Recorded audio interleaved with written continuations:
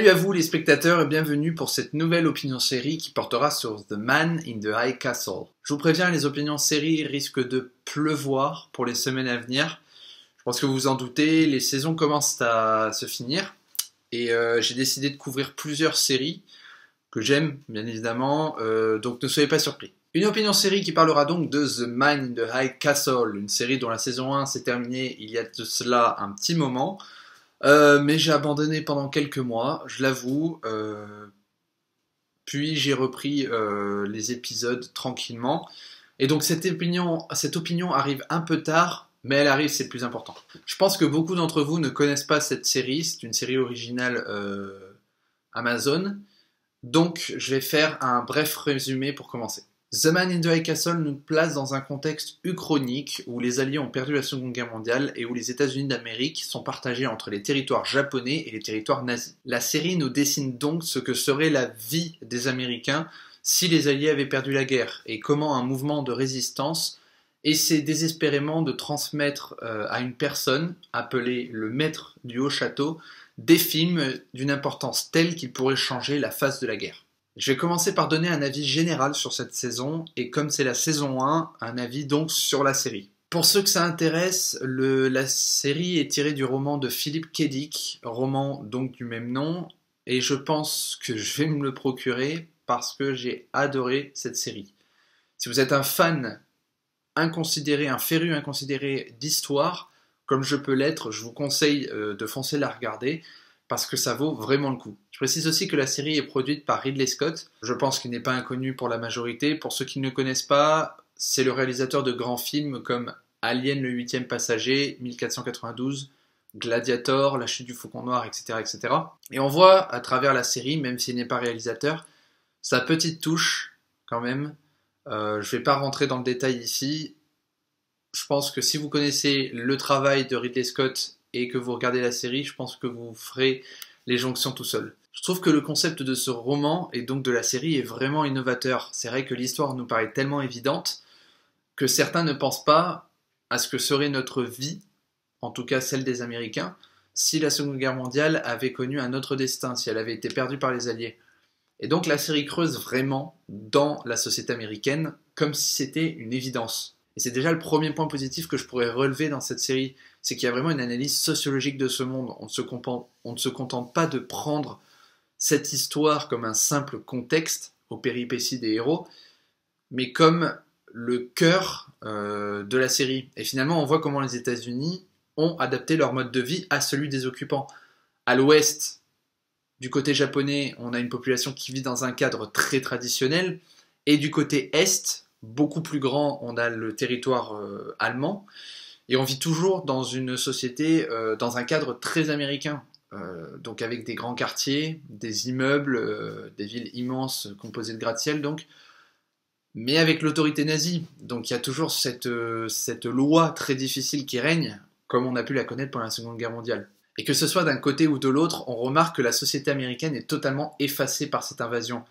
Et voir les personnages évoluer dans un monde qui n'est pas le leur, car beaucoup ont connu la guerre, voire l'avant-guerre, et je trouve assez pertinent. Ça peut paraître inutile de préciser qu'une population est totalement effacée par son envahisseur, mais ici c'est vraiment flagrant, puisqu'on voit vraiment que les codes qui définissent le modèle de population à l'américaine sont en partie, pas totalement non plus, détruits. Ensuite, j'aimerais insister sur un élément qui m'a frappé, c'est qu'on atterrit dans une Amérique post-Seconde Guerre mondiale, avec une victoire de l'Allemagne nazie et du Japon. Donc, le partage des États-Unis laisse penser qu'une paix durable est installée, et surtout que les deux nations restent puissantes.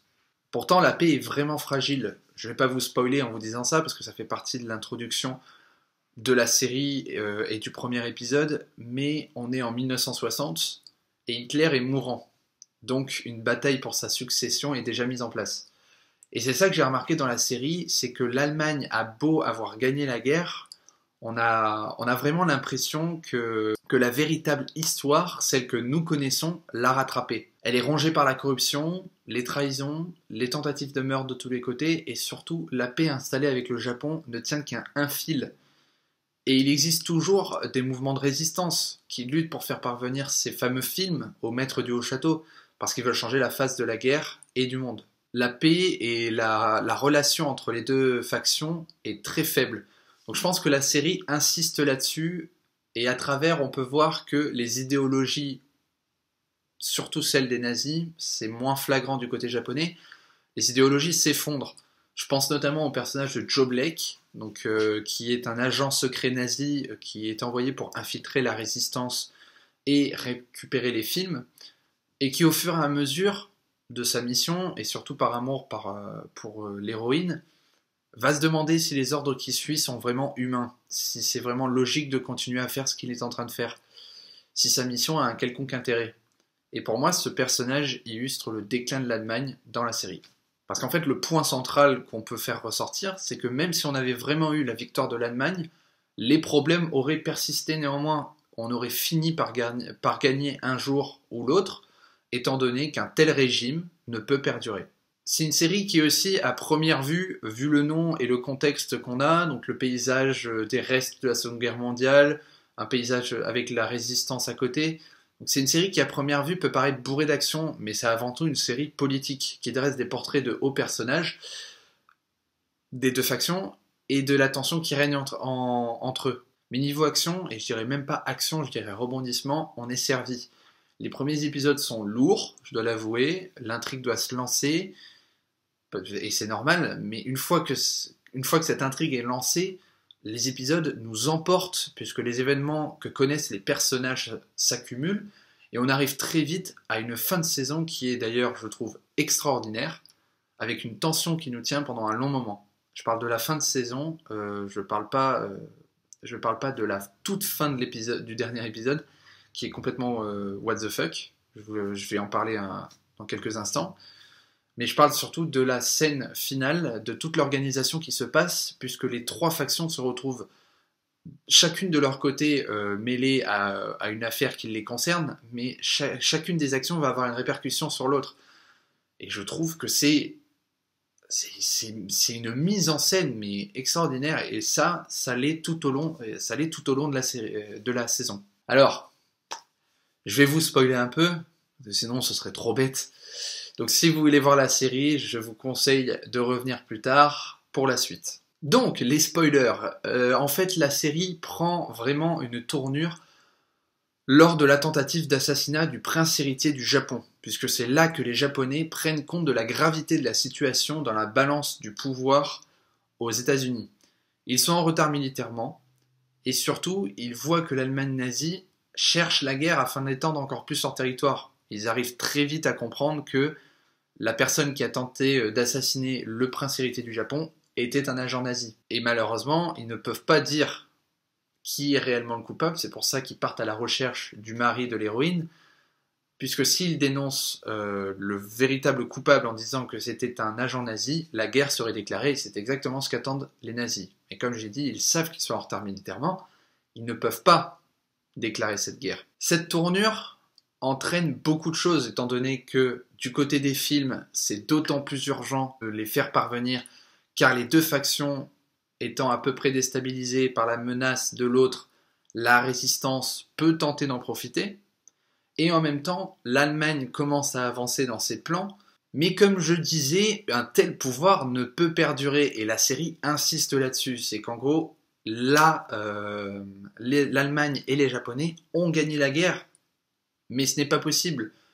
La série insiste sur les problèmes de ces deux factions et de ces deux nations pour montrer que les Allemands, les Japonais ne pouvaient pas gagner la guerre. Et donc je reviens sur ce que j'ai dit lorsque j'ai parlé de l'histoire qui rattrape le roman, la série, en abordant le thème donc de la fin complètement folle de cette saison. En quelques mots, le ministre du Commerce japonais, qui est très superstitieux, mais je dirais plutôt croyant, et qui utilise des moyens traditionnels japonais, sûrement pour lire l'avenir, médite sur un banc, et à son réveil, il se retrouve au même endroit, mais dans l'histoire telle qu'on la connaît, c'est-à-dire par exemple en pleine crise des missiles de Cuba, qui n'est pas censée avoir lieu dans la chronologie du roman.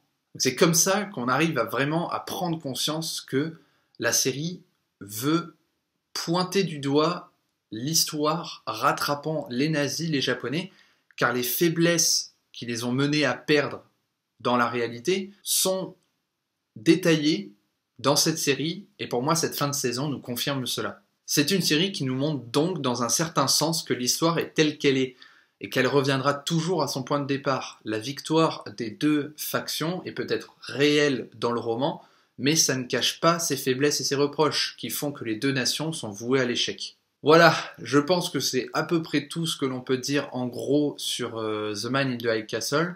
J'ai pas voulu rentrer dans les détails de l'intrigue, c'est normal. Je pense que la série vaut vraiment le coup d'être regardée, et puis ça vous permettra de vous faire votre propre jugement. Mais voilà, mais j'ai réussi à donner les 2-3 points importants que je voulais mettre en avant, et que la série surtout voulait mettre en avant selon moi, pour quand même vous livrer une petite critique dessus. C'est donc la fin de cette opinion série, j'espère que ça vous a donné envie d'aller la voir. Moi je vous dis à bientôt pour une nouvelle série, ou un nouveau film, je ne sais pas encore. On va voir ce qui va sortir, et surtout comment ça va évoluer au niveau des séries, au niveau des films. Il y en a beaucoup qui vont sortir, comme j'ai dit dans l'actu à ciné numéro 2. Voilà, donc je vous dis à tous, ciao, et à bientôt les spectateurs. Salut!